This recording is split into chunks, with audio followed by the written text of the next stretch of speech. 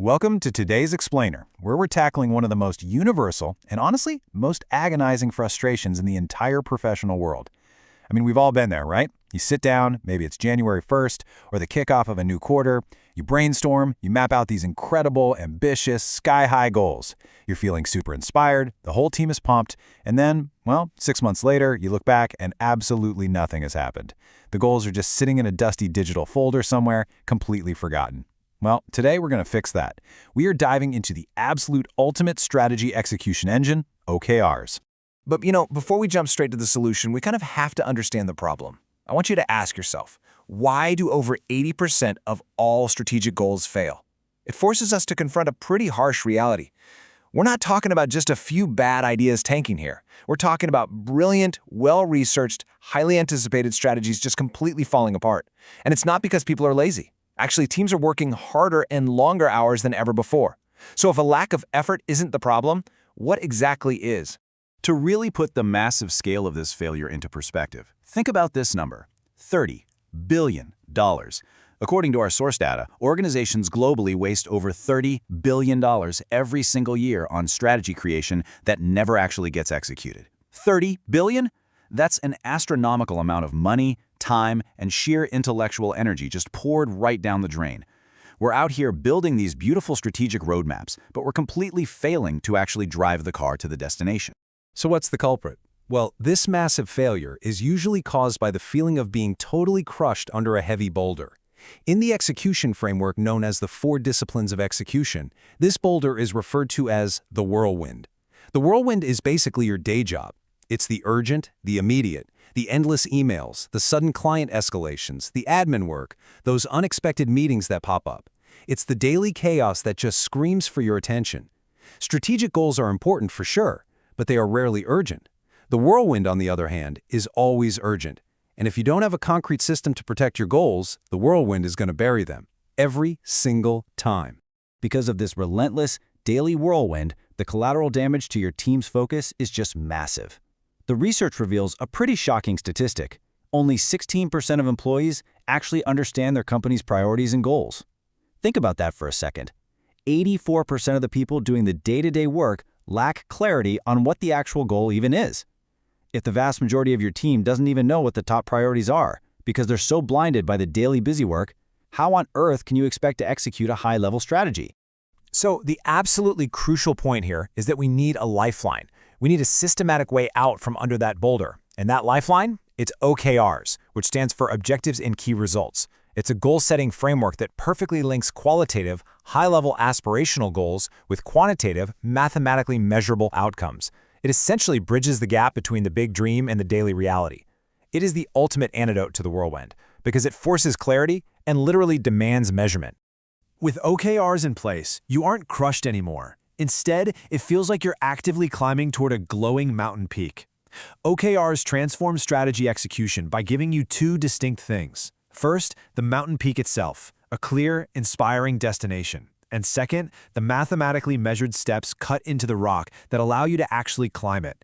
You aren't just flailing around hoping to reach the top by accident. You have a precise, trackable path that guides your daily actions away from the whirlwind and right up toward the summit. Let's break down the anatomy of how this actually works in practice. An OKR has 2 distinct halves. The objective is your where and why. It's qualitative, it's high level, and it should be highly aspirational. It's the emotional hook that gets people going. For example, create an absolutely legendary customer experience. Okay, that's an objective. But an objective alone is really just a wish. That's where the key results come in. These are your how. They must be rigid, quantitative, and totally measurable. So to achieve that legendary experience, a key result might be reduce customer wait time from 48 hours to 2 hours. You're linking the inspiring dream directly to the cold, hard math. Now, if you're wondering if this is just another fleeting corporate fad, I promise you, it's not. OKRs are the foundational execution engine behind some of the most phenomenally successful companies in human history. The framework was originally born at Intel, but it was really popularized and perfected by tech giants like Google, LinkedIn, Netflix, and Twitter. These are huge organizations navigating incredibly complex, fast-moving markets, and they rely on OKRs to keep thousands of employees hyper-focused on exactly what matters most, cutting straight through their own massive corporate whirlwinds.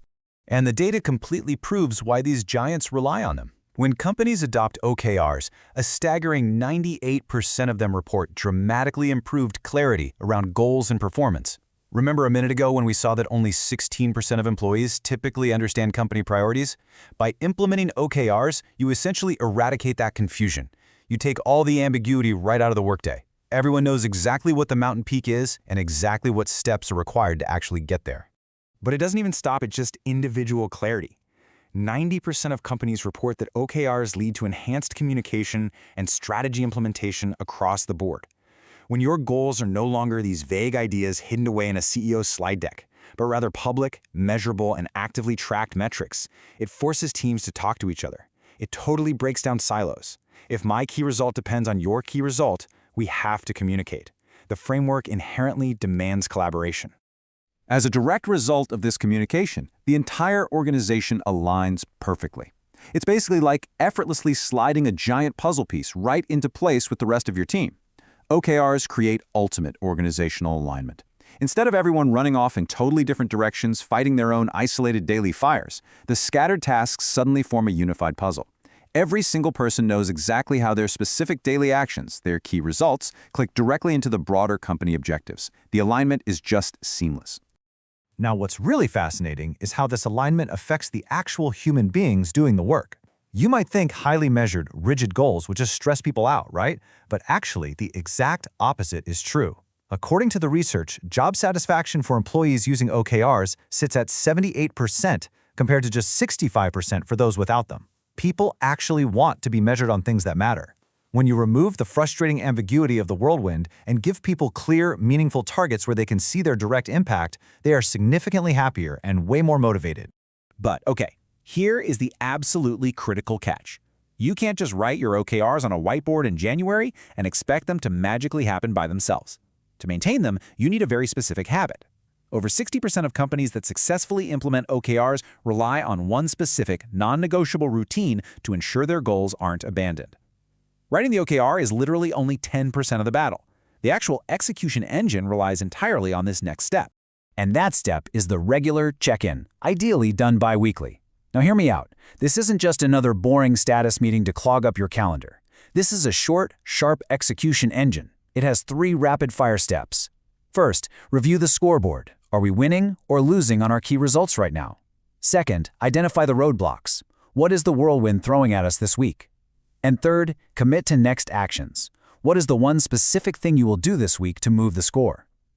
This simple, repetitive cadence of accountability is what keeps the strategy alive and breathing. Let's look at some hard proof of why this consistency matters so much. The Sears Holding Company tracked their OKR implementation across 20,000 employees. When they applied OKRs inconsistently, they saw a modest 3% increase in performance. Hey, not bad. But when they applied the OKR framework consistently, with those regular biweekly check-ins and strict discipline, they saw an 8.5% increase in sales per hour. Consistent execution literally nearly tripled their performance growth. It proves that the real magic isn't just in the goals themselves, but in the relentless, consistent tracking of them. So, when you combine the inspiring clarity of objectives and key results with the rigorous discipline of consistent check-ins, this is the ultimate payoff. You aren't crushed anymore. You are standing triumphantly right on top of that whirlwind boulder, planting a massive flag of success. Mastering OKRs means you finally take control of the whirlwind instead of letting it control you. You acknowledge that the daily busy work is always going to exist, but you build an absolute fortress around your strategic goals so they actually get executed step by measurable step. As we wrap up this explainer, I want to leave you with a really powerful quote from the authors of the 4 Disciplines of Execution. When you execute a strategy that requires a lasting change in behavior, you face a great leadership challenge. Implementing OKRs isn't just a bureaucratic paperwork exercise, it is a fundamental shift in human behavior. It requires pulling yourself and your entire team out of the comfortable chaos of the everyday and holding yourselves genuinely accountable to actual measurable progress. It's difficult, sure, but as the data clearly shows, it is entirely worth it. Which brings us to our final thought for today. I want you to look at your own workflow, look at your team. Ask yourself right now, is your Monday morning routine driving a true execution engine, or is it just feeding the whirlwind? Are you taking clear, measured steps toward a mountain peak, or are you all just trying to survive the falling boulders? The framework is out there. That 98% boost in clarity is literally waiting for you. It's time to stop setting goals that fail and start executing strategies that absolutely win. Thanks so much for joining me on this explainer, and I challenge you to start building your OKRs today.